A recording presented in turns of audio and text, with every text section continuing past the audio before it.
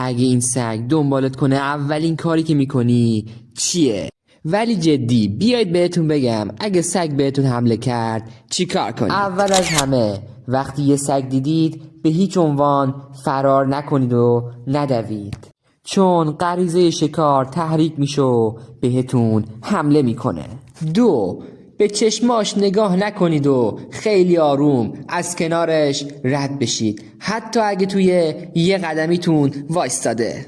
3. اگه حس کردید میخواد بهتون حمله کنه و گاز بگیره و خیلی تهاجمیه، شروع کنید به داد زدن تا بترسه و لگد بزنید به سینه و شکمش تا گیج بشه. از دستاتون برای محافظت سر و صورت استفاده کنید تا به نقاط حساس بدنتون آسیب نزنه. در آخر اگه گازتون گرفته بود حتما بعدش برید بیمارستان و زخماتون رو ضد عفونی کنید و آمپول هاری بزنید. راستی آیا تا به حال سگ شما رو دنبال کرده؟ اگه تجربه‌ای دارید خوشحال میشیم تو کامنت ها بهمون بگید. لایک و سابسکرایب فراموش نشه.